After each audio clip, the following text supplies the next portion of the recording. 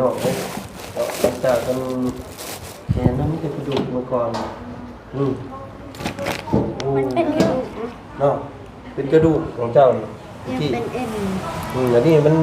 มีซีนแล้วป่านนี้เห็นบอกใหญ่เราสิซ้ำเฮานั่นนี่เห็น โอ้ บ่ ใหญ่แล้ว เนาะ สามยอดตลอดเลย ตลอดเลยเนาะชื่อข่อยเด้อป่านนี้ป้า ชื่อเลยว่าจันเด้อ มามื้อหน้าให้ ที่ใส่เพื่อนเจ้าเด้ ฮะ เพื่อนเจ้า เลื่อนข่อยนี่เลื่อนข่อยอยู่ปู้เซโน จะนั่นก็ไผ่ นอนกับเมีย จะได้เมียแล้ว ได้แล้วเออมีลูกแล้ว จะคนดูเจ้าเลย ลูกข่อยผู้หนึง โอ้ งามนี่คือน้องวินี่ เว้ย ผู้หญิงอยากเห็นบ่ อย่าเฮ็ดเลย อ๋อเบิ่งเด้อเดี๋ยวจะเอาให้เบิ่งเด้อ เออ เดี๋ยวจะเอารูปให้เบิ่งเด้อนี่ โอ้ เราเฮ็ดที่ใด เมียเจ้านั่นน่ะ บ่ลูก ลูก แม่น เขาเอาหน้าง ามบ่อ๋อ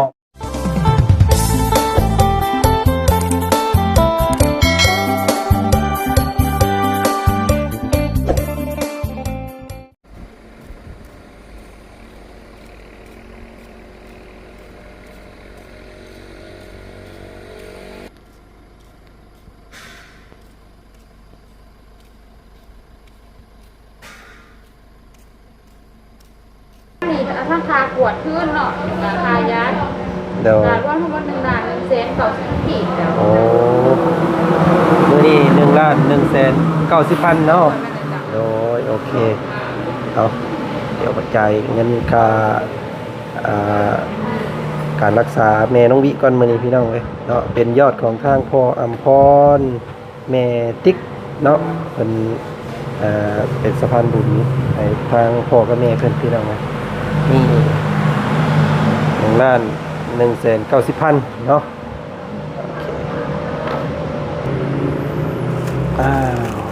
โอเคเรียบร้อยเข้าไปเยี่ยมเบิ่งทางแม่น้องวิน้ำกันพี่น้องบ้านนี่เอาลูกวิเอาเจ้าก็มาว่ามื้อนี้โดยสบายดีลูกเป็นที่ใดแม่เจ้าเป็นที่ใดเล่ามื้อนี้ป้าพาอันเว้าไปเบิ่งแหน่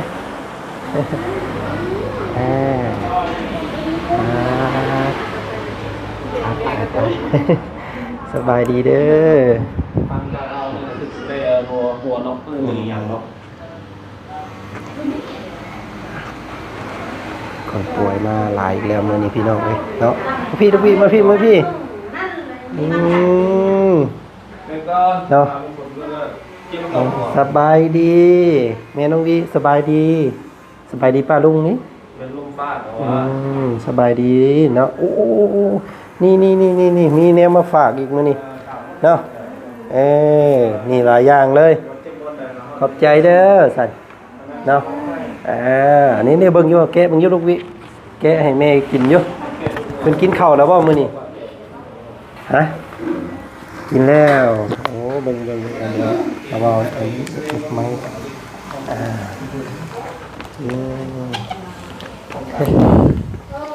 เด้อโอ้มื้อนี้มีน้ำมีนอนขึ้นกว่าเก่าบ่จักอันนี้พี่น้องเอ้ยเนาะทางแม่น้องวิเพิ่นหน้ากะเบ่งเนาะบัดนี้เนาะสิอ้วนกว่าแม่ป้าเพิ่นได้บัดนี้พี่น้องเอ้ย สบายดีเอาลูกโอเคไปอย่างแล้วจบแล้วเหี่ยว เป็นนี่ไดเพิ่นเหี่ยวบ่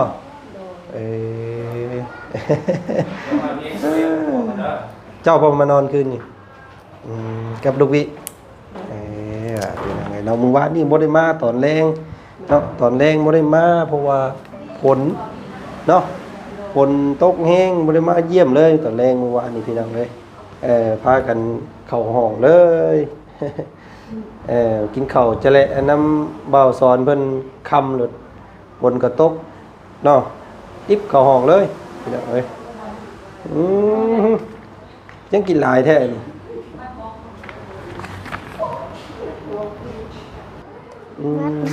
เบิดบาทเดียวเลยพี่น้องเอ้ยปาโตกินหลายเนาะอันนี้ได้นี่ได้กินอยู่บ่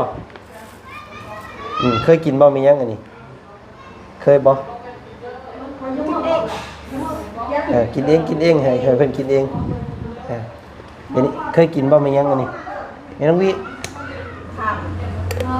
อันเคยกินอยู่บ่อันนี้แม่นเคยอยู่บ่เคยบ่เคยอยู่เนาะเคยเนาะแล้วบ่าวกินข้าวหรือยังฮะแล้วบ่าวกินข้าวหรือยังอยู่ตื่นแต่เช้ามานี่เลยมื้อนี้พี่น้องเลยเนาะข้าวหมู เอามาเยี่ยมมายามก่อนมาจ่ายค่ายาให้แม่เจ้านี่แหละนี่พี่น้องเลยเนาะมื้อวานนี่จ่ายเรียบร้อยแล้วพี่น้องมื้อนี้ก็พุ่นแหละช่วงค่ำพุ่นแหละเพิ่นจังสิรวมยอดใหม่เพราะว่าเพิ่นใส่ยาเพิ่มเนาะใส่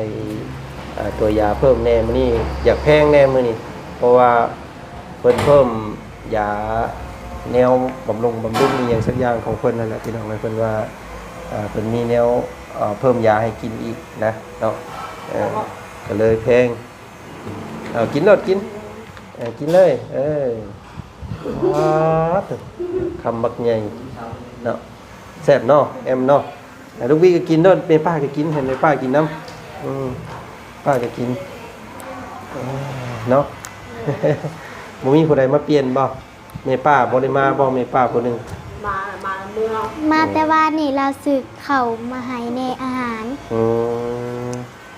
มาแล้วเมื่อแล้วเนาะโอ้ยแม่ธรรมดาก็ได้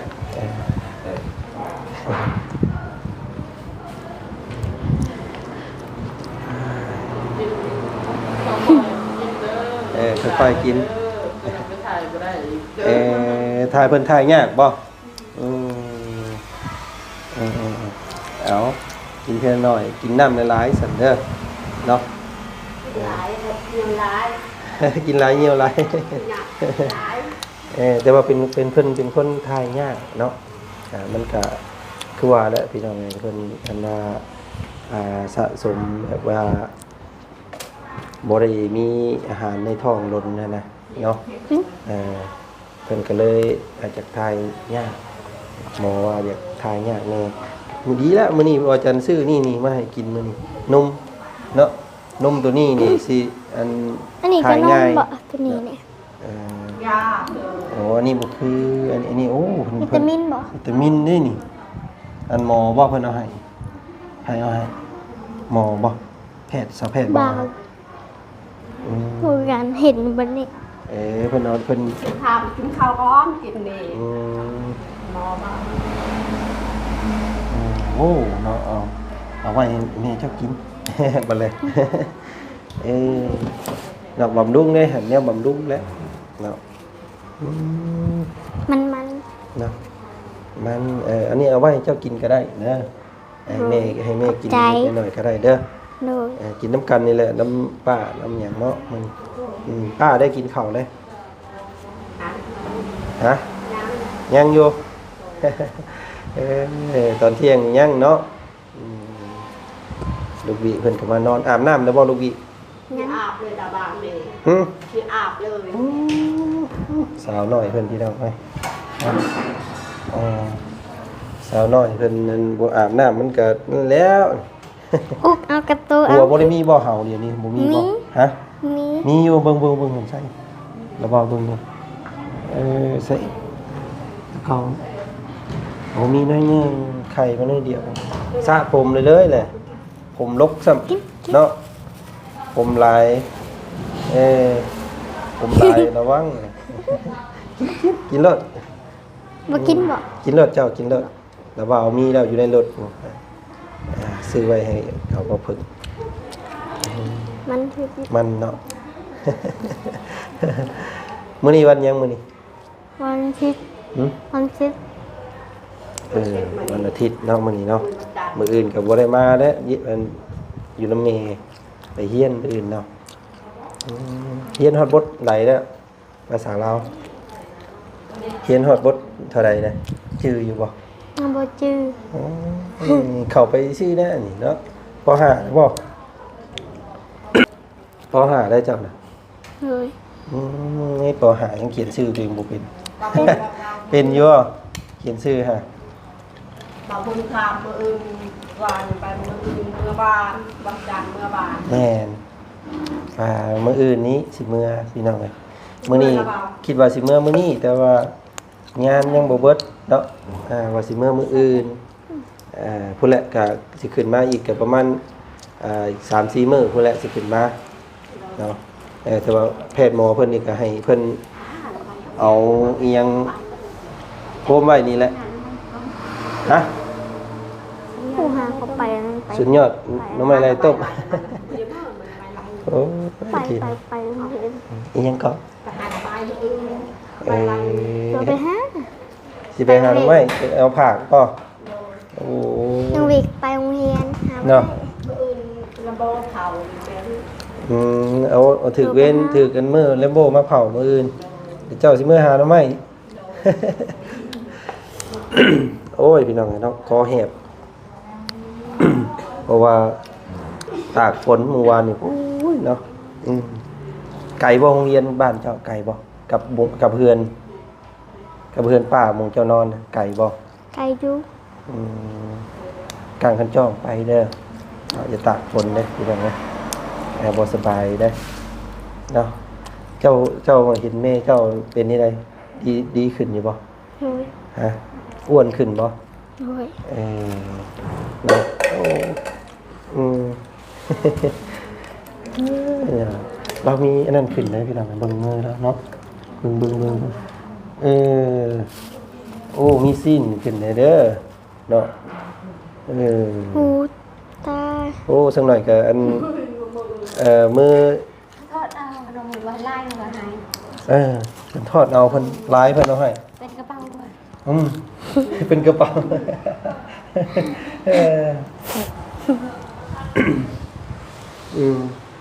ดีใจป่ะได้ขนมลายดีใจป่ะ ดีใจเลยแพงเลยขนมขาเลยฉันหย่อนไม่ไรต้มเลย สุดยอดไม่ไรต้มเลยพี่น้องเลยอีหยังเนาะกินคำของเราตลอดเลยชื่ออยู่บ่บัดนี้ชื่อบ่ชื่อซื่อเฮาอยู่บ่ ชื่อเอ้ยเจ้าหางบางทีซอยเจ้าได้งาม ฮะ ซอยได้ทำแฮน สิสวยงามชื่อข่อยนี่ชื่อหยังชื่อข่อย ชื่อเรื่องอะไรสิ ชื่อหยัง บาวเบอร์ ชื่อเบาเพิ่ง เอาบาวเบอร์ บ่แม่นบ่เพิ่งอีกคนนึงข่อยชื่อหยังบ่พอบอกเราเด้อ เบามิม ฮะ เบามิม ไปเด้อโอ้ยบ่ชื่อกันนี่ครับบอกมื้อนั้น เบาไว้นึ่ง อ่ะ ตายแบบนี้พี่น้องเอ้ย ปากจัง ไปเลยแบบนี้ ไว้จัน ชื่อดีกว่าเนาะ น้องวิก มาหากูมื้อกับบ่ชื่อกัน หนึ่งเต็มโฮด ฮะ หวายหนึ่งเต็มโฮด ไปเลยบาดโอ้ยเนาะ แซ่บเลยหน่อย เนาะแซ่บบ่ แซ่บมันแห้ง โอ้นี่แล้วลูกเจ้าก็กิน ลูกก็กิน แซ่บก็กิน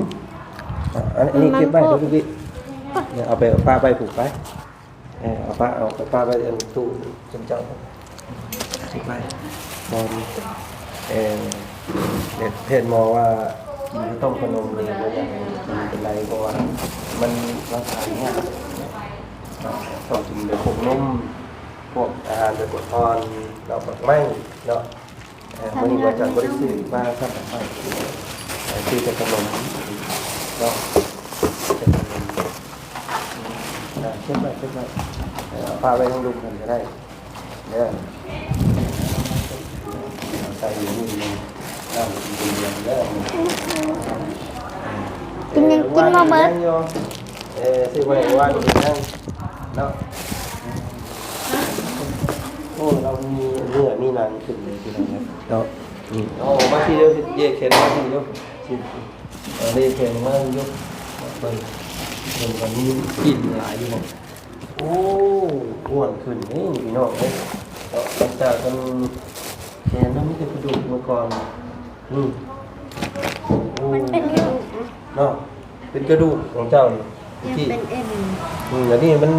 มีซีนแล้วป่ะนี่เห็นบอกใหญ่เราสิซ้ำเฮานั่นนี่เห็น โอ้ บ่ ใหญ่แล้ว เนาะ เขียนก็ใหญ่เราสิซ้ำกันแล้วบัดนี้ ครับเป็นกระดูกแล้วค่ะ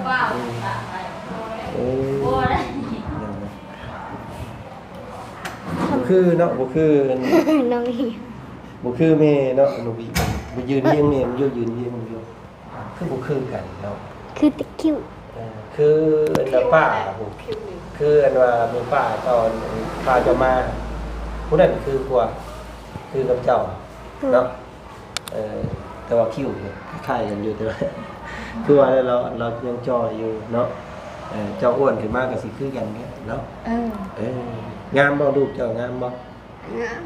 งาม ใช้ลูกคนหนึงคือบ่เห็นมาจักเทื่อ นอกจาก มาอยู่เธอหนึ่ง มา โดย เลยป่ากับบ่ให้มาแล้วคิดดื้อเอง ผู้หญิงบ่เอาน้องเจ้าไป ผู้หญิงกับผู้ชาย โอ้3คนบ่ โดย โอ้เรามีลูก3คนคุณบ่ซะอันนี้เนาะเจ้ามีลูก3คนพุ่น 3 คนนี่แหละ จักคนลูกเจ้าจักคน 3 ช่อง เอาฉากเถอะ โอ้ยตายพี่น้องเอ้ยอันนี้ลูกกกบ่ลูกมีก็เป็นลูกกกเนาะแล้วก็มีอีก2คนผู้ชายกับผู้หญิงเนาะ20 ผู้น้อยๆเห็นอยู่พี่น้องอยู่เพื่อนประจำ บ้านวงวิไล ไหนอ่านมันอยู่อ่านเป็นบ่ บ้านวงวิไล โอ้แล้วก็อ่านเป็นเด้พี่น้องเนาะนี่ เจ้าฮู้เป็นชื่อเนาะ เนาะลูกเจ้าก็เก่งไงนี่อ่านหนังสือก็เป็นนะเอาตัวนี้ได้เมืองยัง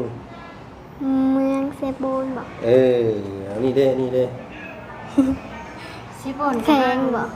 ขนมก็ได้ แพงสะวันเขตบอก โอ้พอหาได้สำนีเด้อพี่น้องเด้อเก่งเนาะจังจะเฮียนเด้ออีหล่าเด้อ โดย เนาะเสื้อผ้ามาเฮียนเพิ่นซื้อให้เนี่ยเป็นนี่ได ฉันยันไม่ได้ตรงนั้น ฮะ สามยอดตลอดเลย ตลอดเลยเนาะชื่อข่อยเด้อบัดนี้ป้า ชื่อเลย จัน ว่าจันเด้อ มามื้อหน้าให้ นี่ใส่เพื่อนเจ้าเด้ ฮะ เพื่อนเจ้า เพื่อนข่อยนี่เพื่อนข่อยอยู่ปู้เซโน จะนั่นก็ไผ่ นอนกับเมีย จะได้เมียแล้ว ได้แล้วมีลูกแล้ว จะคนหรือเจ้าเลย ลูกข่อยผู้หนึง โอ้ งามนี่คือน้องวิผู้หญิงอยากเห็นบ่ ยังเฮ็ดได้ เบิ่งเด้อเดี๋ยวสิเอาให้เบิ่งเด้อ เดี๋ยวสิเอารูปให้เบิ่งเด้อนี่ โอ้ เราเฮ็ดที่ใด เมียเจ้านั่นน่ะ บ่ลูก ลูกแล้ว แม่ เขาอ่อนมาก งามบ่อ๋อบ่น้องเสื้ออันนี้รูปน้องเสื้อให้เป็นเบิ่งให้พี่น้องนี่ โอ้งามบ่ งามบ่คิ้วลบคือกันบ่ เขียนล เนาะ บคื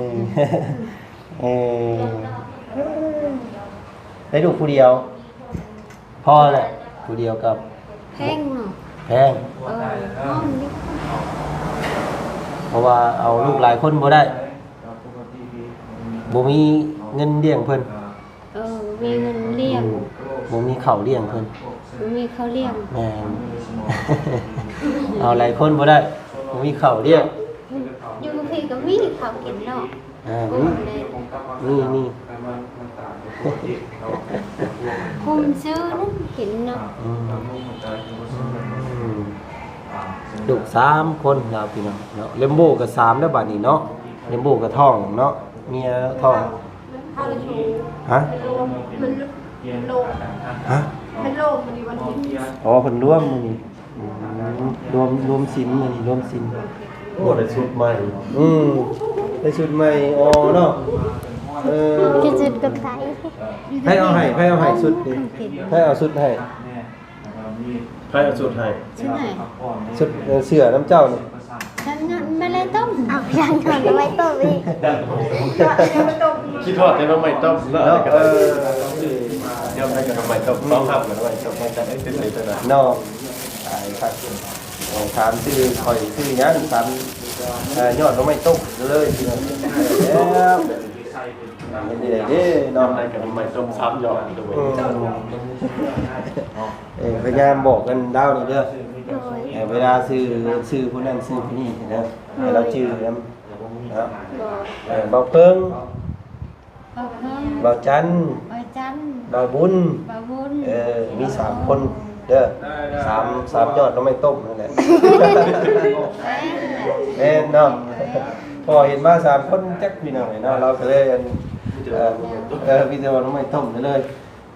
ได้ครับบาดพี่น้องเนาะเอาเดี๋ยวค่ำๆสิมาเยี่ยมใหม่อีกเด้อ เออ เนาะพักกันนอนพักผ่อนเด้อ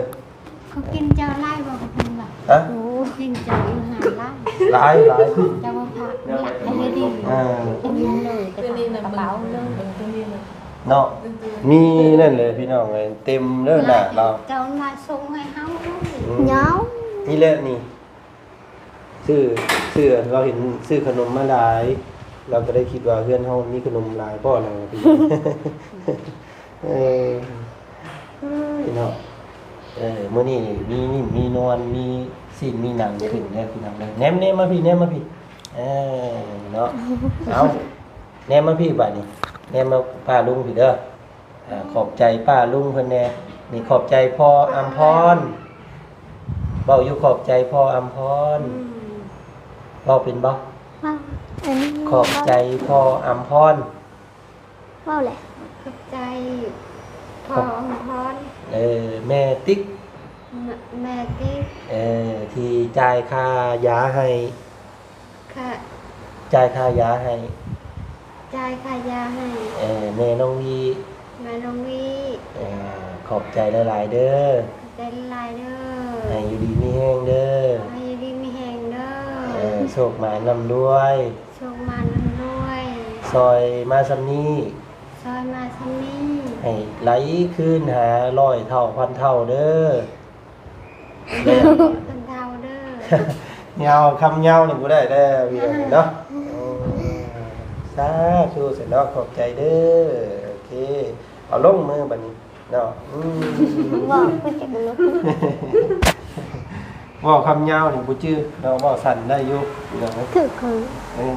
เอามือนี่เราหน้าเราดิ้งดิ่งเนาะเนาะดิ่งเฮงมีน้ำมีนวล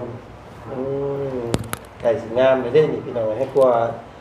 ยังก็ให้กลัวคุณนายเนาะสุดเพิ่นสุดนอน เขาคุดแล้วทำไมกันนั่นเพื่อให้ คุณน้องไว้คือหาย มืออื่นคอยสิเมื่อบ้านหาหน่อไม้ให้เด้อมืออื่นเด้อ เออ หาหน่อไม้ฝากเด้อ บ้าวะ เอามาป้าไว้นี่เด้อสิมาเอาเด้อเอาคนนี้ไปก่อนเสร็จไปป้าแล้วเด้อสบายดีลมเมื่อสบายดี สบายดีวะ สบายดี บัดสุขคนเด้อ ซื้อคนเด้อ อยู่ดีมีแฮงเด้อ ดีมีแห้งเด้อ ขอบใจที่เบิ่งแม่น้องดีเด้อ เออ เออ ใจที่เบิ่งแม่วีเด้อ เนาะโอ้คนเบิ่งหลายเด้คนอยู่ฝั่งไทยคนเบิ่งหลายเด้เบิ่งเจ้านี่ โอ้แม่แหละ เนาะ แม่ ดีใจบ่ ดีใจ เนาะสนัยเศร้าแหละก็ยังเมื่อนอนอยู่เฮือนเฮาเนาะ เออ เอาโอเคสวัสดีน้องไปเนาะเป็นสั้นมื้อนี้บ่าวไปทางอื่นก่อนได้ลูกเด้อ โดยสบายดีเดินทางปลอดภัย แม่ตอนแรงสิมาเยี่ยมใหม่อีกเด้อ โดย มื้ออื่นไปโรงเรียนบ่ โดย โอ้เบิ่งเอาเงินให้น้องวีกับน้องป้าเพิ่นปันกันเด้อบ่ได้เด้อ โดย ไปโรงเรียนเงินของพ่ออำพรเพิ่นนี่แหละ ขอบใจหลายๆเด้อให้อยู่ดีมีแห้งเด้อสุขภาพแข็งแรงเด้อให้เงินยาวเด้อได้หลาย เบ่งของป้านำเด้อไปนี่ ๆ เด้อ ขอบใจทางบาจันนี่ โอ้ยขอบใจพ่ออำพรกับแม่ติ๊กเด้อ โดย ที่ซ ขอบใจหลาย เ น้ำไม่ซ้ำเนาะแล้ว น้ำไม่สามทอด ฉันยังไม่ได้ต้มเนาะ เอาบ่อีก เก็บไว้เด้อเงินเด้อไว้ โด กิน ย นม ทำ เงิ กัน น เด้อ หลาย ไปสัตว์พี่น้องนะเราเอาโอเคกันโอเคไปพี่น้องกันสิเก็บอันนี้ไว้ก่อนไปป้าก่อนไปทางอื่นก่อนเด้อเดี๋ยวหาซื้อหน่อไม้ต้มก่อนไปบ๊ายบายลูกบ๊ายบายก่อนเด้อโอเคพี่น้องเลยเนาะครับผมขอบใจเด้อมันนี่เนาะทางพ่ออัมพรกับแม่ติ๊กเนาะที่เป็นผู้ที่จ่ายค่ายาให้พี่น้องมื้อนี้อยากแพงนิดนึงเพราะว่าเพิ่นเพิ่มยาเนาะก็ถึงล้าน 190,000นึงพี่น้องเอ้ยก็พุ่นแหละอยู่จนให้เพิ่นกล้าว่าดีเศร้าพุ่นแหละก็อีกประมาณ 4-5 มื้อพุ่นแหละพี่น้องเนาะก็ลองเบิ่งก่อนว่างบยังเหลือเท่าใดเนาะซื้อยาน้ำมาบุญน้ำมาจันเนาะมื้อนี้ก็ถือว่าซื้อหลายเติบแล้วเดี๋ยวว่าจันสิรวมเบิ่งอีกว่ายังเหลือเท่าใดเนาะโอเคพี่น้องขอบใจเด้อที่ติดตามเบิ่งชมคลิปแม่น้องวิเพิ่นแล้วก็ฮักแพงครอบครัวของแม่น้องวิเนาะก็ขอขอบใจหลายๆมื้อนี้ไปก่อนเนาะสบายดี